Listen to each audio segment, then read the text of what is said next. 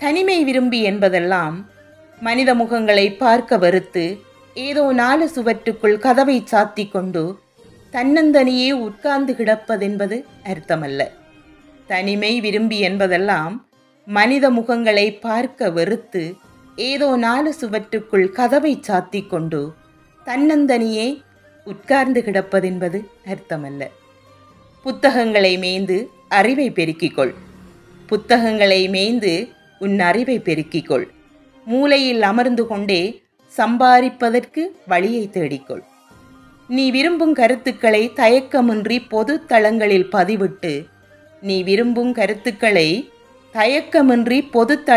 பதிவிட்டு ஒத்த மனநிலையுடைய மனிதர்களை கண்டுகொள்.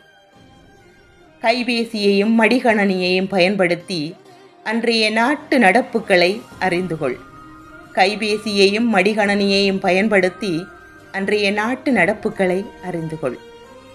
ஆன்லைன்களில் 1000 இலவச பாடங்களில் வரும் 1000 இலவச பாடங்களில் உன் துறைக்கு பொருத்தமான ஒன்றை படித்துக்கொள். ஆன்லைன்களில் வரும் 1000 இலவச பாடங்களில் உன் துறைக்கு பொருத்தமான ஒன்றை எடுத்து கற்றுக்கொள். இசையை ரசித்து கேட்டு பழகு. இசையை ரசித்து கேட்டு பழகு. திரைப்படங்களை மையக்கருத்து அறிந்து தேர்ந்து பார்த்துக்கொள்.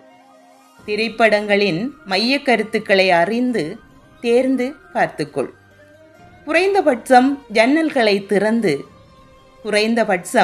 உன் வீட்டு ஜன்னல்களை திறந்து பறவைகளின் சத்தத்தையும் மரங்களின் அசைவின் சத்தத்தையும் கேட்டு ரசி.